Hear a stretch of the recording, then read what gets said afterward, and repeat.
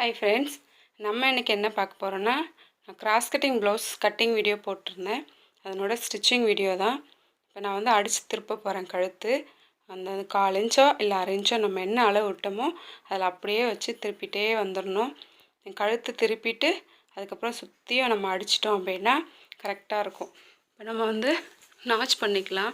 Notch பண்ணிவிட்டு திருப்பி அடிச்சிட்டோம். கழுத்து எம்மிங் பண்ணுறதோ இல்லை பைப்பிங் கேட்டாங்க அப்படின்னா நம்ம அதுக்கேற்ற மாதிரி வைக்கலாம். அப்படி இல்லை அப்படின்னா நம்ம அடித்து திருப்பிட்டோம்னா சீக்கிரமாக நமக்கு வேலை முடிஞ்சிடும்.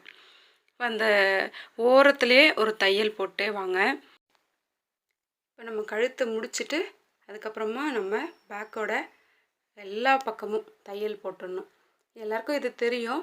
தையல் போட்டு முடிச்சுட்டு கீழே வந்து 1 இன்ச்சோ 1.5 இன்ச்சோ நம்ம வந்து நாச் பண்ணி வச்சுக்கணும். அப்போ தான் வந்து கரெக்டாக இருக்கும். பேக்கு ஃப்ரண்ட்டு எந்த இடமா இருந்தாலும் நம்ம எந்த அளவு விட்டோமோ அந்த அளவை நம்ம தைச்சிடணும். அப்படி தைக்கலை அப்படின்னா தான் நமக்கு எக்ஸஸாக அதிகமாக வர்றதே வந்து ஒன்று பேக்கில் அதிகமாக வரும், இல்லை ஃப்ரண்ட்டில் அதிகமாக வரும். அதனால் நம்ம அளவு விட்டால் மாதிரியே தைச்சிங்க அப்படின்னா தான் உங்களுக்கு எக்ஸஸாக வரவே வராது. இப்போ நம்ம டாட் பிடிச்சிக்கலாம். இப்போ நம்ம டாட் பிடிக்கும் போது நீங்கள் 4.5 இன்ச்சு ஹைட் வச்சு 1/2 இன்ச்சு நீங்கள் தைச்சிருங்க. எப்பவும் போல் தான் இது தைச்சி முடிச்சிருங்க. பேக் பார்ட்டு உங்களுக்கு ஃபினிஷிங் வந்து அழகாக நீட்டாக வந்துடும். நீங்கள் வந்து இந்த மாதிரி சில்க் காட்டன்லாம் எடுக்கும்போது அயன் பண்ணிக்கோங்க. அயன் பண்ணி அதுக்கப்புறமா தைச்சிங்கன்னா ரொம்பவே நீட்டாக வரும். இப்போது இந்த டாட்டை வந்து பிடிக்கும் போது 2 ஒரே அளவாக வச்சு அதுக்கப்புறமா தைச்சிருங்க. இப்போ இதை தைச்சி முடித்த பிறகு நம்ம ஃப்ரண்ட் எடுக்கலாம். ஃப்ரண்ட்டும் அதே மாதிரி தான் நம்ம அடித்து திருப்ப தான் போகிறோம் நெக்கை. இது எதுக்காகனா சீக்கிரமாக வேலை முடிஞ்சிடும். நமக்கு வந்து பைப்பிங் வைக்க வேணாம், எம்மிங் வைக்க வேணாம். அதனால தான் இப்போ நம்ம இதை தைச்சி முடிச்சுட்டு டாட் பிடிச்சிக்கலாம்.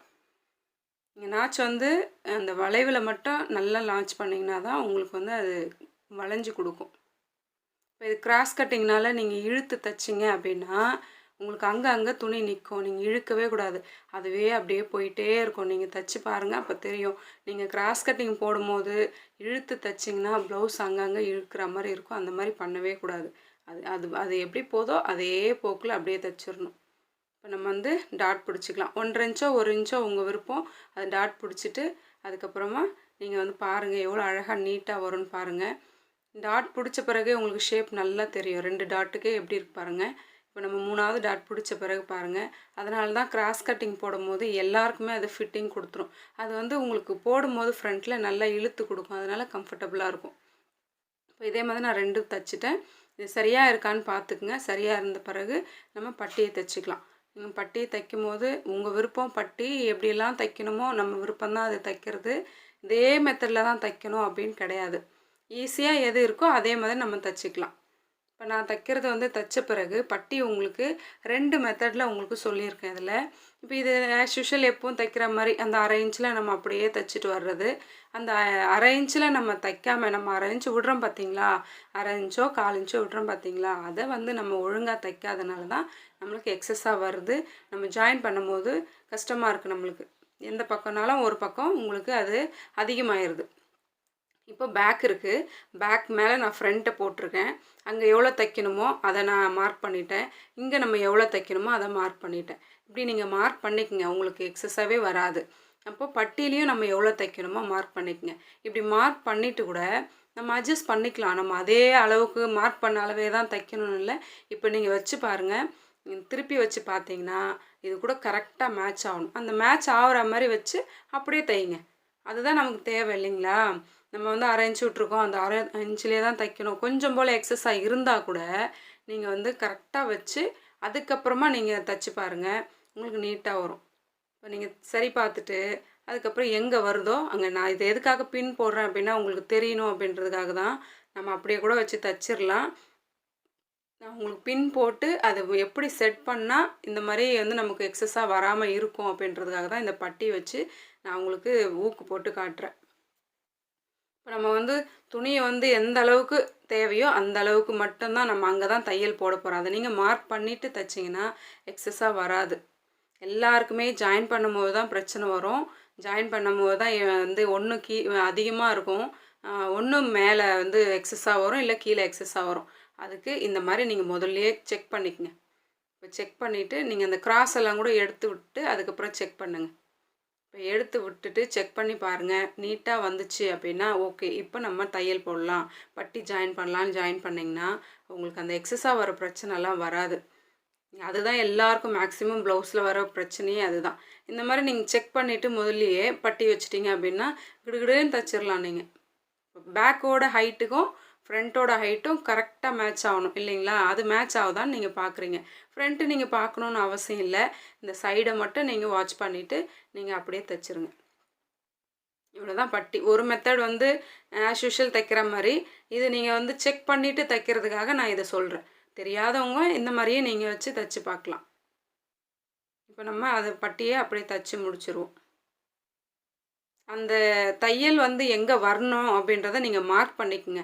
அதுக்கு தான் பட்டியிலையுமே நம்ம நாட்ச் பண்ணி வச்சுக்கிட்டோம் அப்படின்னா நமக்கு ஈஸியாக இருக்கும். இங்கேயுமே நம்ம இழுக்கக்கூடாது. இழுத்து தைச்சோன்னு வச்சுக்கோங்க, பட்டி சரியாக வராது. இது கரெக்டாக இருக்கான்னு பார்த்துக்குங்க. இதுவும் கரெக்டாக இருக்கணும். இது எதுக்காகனா 2 ஹைட்டும் கரெக்டாக இருக்கணும். நம்ம வந்து அப்படியே தைச்சிட்டோம் அப்படின்னா உங்களுக்கு ஒரு பக்கம் அதிகமாக இருக்கும், ஒரு பக்கம் கம்மியாக இருக்கும். இப்போ 2ம் சரியாக இருக்குது அப்படின்னும் போது நீங்கள் தையல் போட்டுக்கலாம். இந்த தையல்லாம் படிமான தையல் போட்டால் கொஞ்சம் ஸ்டிஃப்னஸ் கொடுக்கும் அப்படின்றதுக்காக போடுறேன்.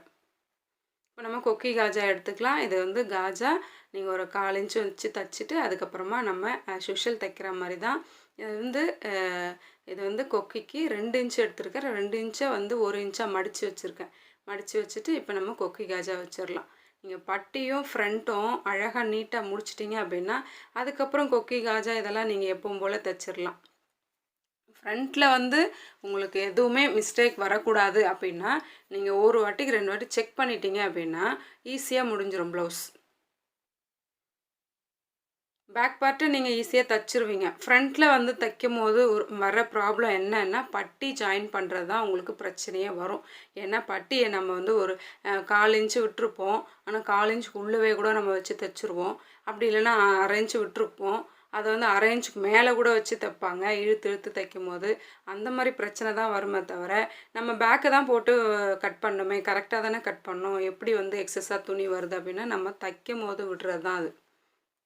மற்றபடி அதுவாக தானாக துணி வந்து அதிகமாக எப்படி வரும்? நம்ம வந்து இல்லை வெட்டும் போது கொஞ்சம் போல் எக்ஸஸாக விட்டு கூட நம்ம வெட்டியிருப்போம். அதை நம்ம சரி பார்த்துக்கணும்.